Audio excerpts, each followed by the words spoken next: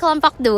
Saya Farisa Kaila Syafina. Saya Zahra Rizqala Balkis. Saya Saskia Dila Safitri. Saya Muhammad Rehan Al-Maliki. Saya Zardeka Wiryawan. Dan hari ini kita udah berada di Museum Fathahillah. Nah, pasti kalian pada penasaran banget nih, kita tuh ngapain sih di Museum Fathahillah hari ini? Yuk kita lanjut.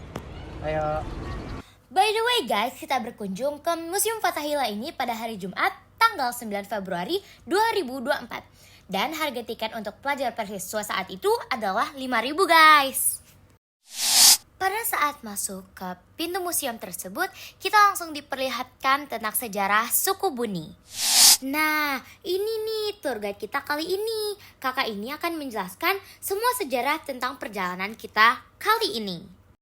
Kakak ini sedang menjelaskan tentang suku Buni. Ternyata dahulunya daerah Bekasi ditempati oleh suku Buni. Lama-kelamaan, suku Buni pun tersebar ke daerah yang kita kenal sekarang, Jabodetabek, Jakarta, Bogor, Depok, dan Bekasi. Itu adalah gerabah-gerabah peninggalan dari suku Buni tersebut. Gitu. Nah, gerabahnya namanya disebutnya gerabah Buni, dan gerabah Buni ada dua jenis, ada yang warna merah sama yang warna abu-abu. Yang mana merah? Ini yang merah. Dari tanah liat Iya, ya. ini yang merah, ini yang abu-abu. Ya, akhirnya tersebar nih ya sampai ke Jabodetabek. Ada di titik merah ini wilayah persebarannya. Biasanya yang besar-besar. Kalau yang kecil ini namanya beliung, sedangkan yang besar itu namanya belincung. Fungsinya juga beda. Kalau yang kecil atau beliung ini itu fungsinya buat memotong sayur. Sedangkan yang besar belincung fungsinya untuk memotong kayu. Terus juga dulu itu mereka sudah mengenal perhiasan, makanya di sebelah sana tuh ada kalung sama gelang. Di sebelah ini kalung, ini gelang. Ini perhiasan-perhiasan yang dibuat zaman dulu kayak gini. Nah, ini adalah masa bercocok tanam di mana kita menggunakan belincing. Nah guys, setelah keliling-keliling dari section sebelumnya, sekarang kita berada di section Kerajaan Tarumanegara. Yap, bener banget, di video ini ditampilkan prasasti kebun kopi.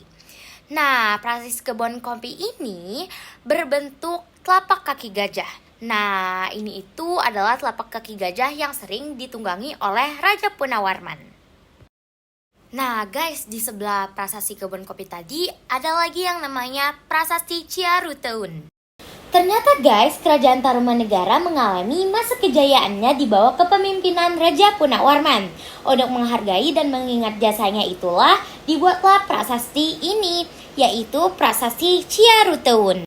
Oh iya guys, di dalam ruangan ini terdapat 3 prasasti yang berasal dari Kerajaan Tarumanegara. Nah, 3 dari prasasti tersebut itu replika ya guys, jadi bukan asli. Selanjutnya, prasasti ini bernama Prasasti Tugu. Prasasti ini menjelaskan tentang penggalian sungai Candrabaga yang dilakukan oleh Raja Diraja Guru dan penggalian sungai Gomati oleh Raja Punawarman untuk mengatasi kebanjiran.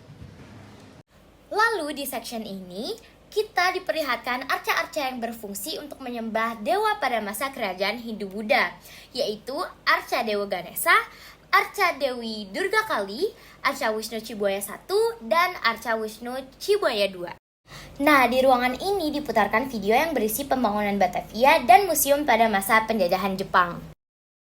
Nah, tadi di awal video kita sudah melihat alat-alat pada masa awal bercocok tanam. Di ruangan ini kita dapat mendesain alat bercocok tanam kita sendiri loh. Keren banget kan? Nah, di sini kita juga diperlihatkan penjelasan yang lebih lanjut tentang beliung, belincung, dan kawan-kawannya. Kita semua tahu bahwa Indonesia memiliki banyak sekali rempah-rempah dari Sabang hingga Merauke. Nah, ini adalah rempah-rempah yang sangat sering digunakan oleh orang Belanda dahulu. Wait, udah selesai nih kita ngiterin di area bawah. Kita ke atas yuk! Setelah sampai lantai atas, kita langsung diperlihatkan miniatur-miniatur yang digunakan untuk pembuatan Museum Fathahillah ini. Nah guys, ini itu adalah peralatan rumah tangga yang digunakan oleh warga Batavia. Nah, alat-alatnya ini berasal dari berbagai macam negara loh. Nah, ini tuh adalah beberapa perlengkapan rumah tangga dari penduduk Omelanden, guys. Nah, Omelanden ini merupakan wilayah di luar kekuasaan Belanda. Maka dari itu penduduknya banyakkan orang Indonesia asli, guys. Nah, inilah uang koin dan uang kertas dari masa penjajahan dulu, guys. Keren-keren ya, nggak kayak uang sekarang? Ini adalah lukisan jenderal terkorup dan paling kejam pada masa kolonial, yaitu Petrus Albertus van der Para. Nah, ini itu adalah ruang sidang yang digunakan dalam kasus perceraian dan perizinan perdagangan. Sebelum mereka melakukan persidangan, banyak di antara mereka yang ditangkap terlebih dahulu dan ditempati di penjara bawah tanah di bawah gedung ini. Dan ini adalah ilustrasi bagi mereka yang diadili. Lanjut, ini adalah lukisan dari Jacob Matthiessen dan istrinya. Mereka adalah senior pedagang dari Belanda. Pasti kalian gak asing lagi kan sama kapal ini? Kapal ini adalah kapal yang mengangkut rempah-rempah dari Indonesia ke Belanda untuk diperjualbelikan kepada negara lain.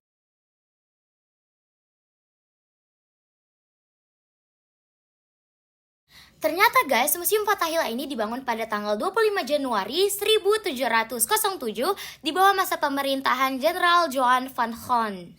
Bangunan ini pun akhirnya selesai pada masa pemerintahan Jenderal Abraham van Riebeeck pada tanggal 10 Juli tahun 1710. Banjir jadi nggak bisa dimasukin. Lu sih nangis sih Del, makanya banjir. Ini apa mbak yang ini mbak? Buat ngikat, ngikat juga yang ini mbak? Sama. Yang ini? Iya, lebih yang berat kotak. lagi. Oh jadi, Tergantung yang lebih mahal, lebih berat. berarti kalau misalkan pas penjahat itu udah tingkat kriminal tinggi, lebih berat ya? Enggak, ini cowok.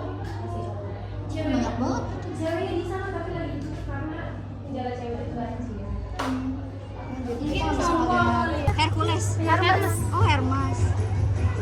Oh, jadi tas Hermes tuh dari asal-usul dari beda sih. Di sini. Oh, kalau yang kata rumah-rumah ini nih itu rumah apa? Halo guys. Jadi keluar dari Museum Fathahillah. ya, jadi kayaknya segitu dulu. Ternyata ada banyak banget yang bisa kita tahu dari Museum Fathahillah ini. Ada prasasti, sejarah Batavia dan lain-lain. Ya udah. Jadi sebelum kita tutup video ini, kita mau ke sesi tanya jawab atau wawancara dulu. Jadi kalian pada penasaran nggak nih? Sarah dong. Penasaran? Oke, jadi kita langsung aja ya. Nah, sekarang nih aku mau wawancara salah satu atau dua pengunjung di museum ini. Yang pertama kita cari-cari dulu ya.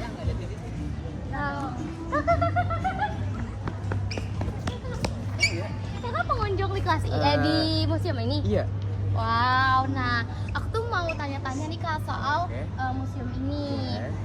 Nah, kira-kira apa sih pendapat kakak dengan Museum Fathahillah ini? Wah, pendapat saya tentang Museum Fathahillah ini ya gimana ya? Mereka tuh udah nuangin sejarah-sejarah tentang Fathahillah itu dengan bagus. Apalagi di dalamnya itu banyak banget tentang prasasti-prasasti atau peninggalan-peninggalan mereka sejak dulu. Oke, itu aja ya Kak. Nah terus untuk pelajar nih Kak, untuk para pelajar kan banyak tuh pelajar-pelajar di sini yang datang ke sini tadi yang kita lihat dari video juga. Nah terus apa tanggapan Kakak tentang pelajar-pelajar yang datang ke sini? Tanggapan saya sih mereka bagus banget gitu karena mereka luangin waktu buat menambah ilmu untuk melihat sejarah-sejarah tentang Fathahillah tersebut.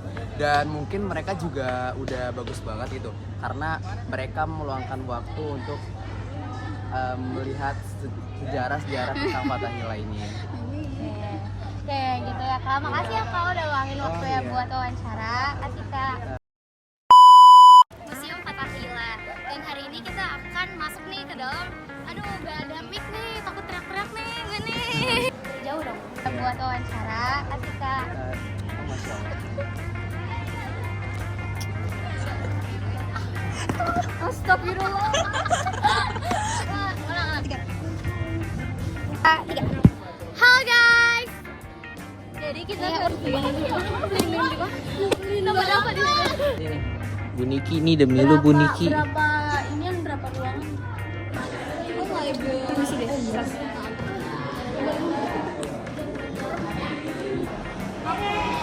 Cek gak boleh pegang Ejar. Mama marah pasti Ejar. Ayolah. Dikit doang guys ya.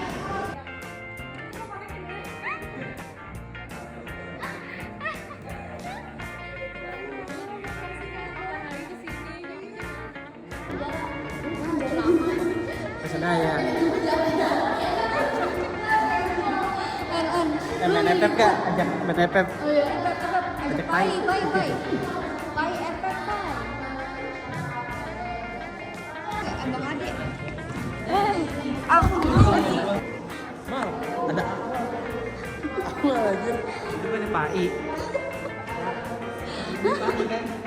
Pai itu kan udah pai. Mirip EM. 2, 3.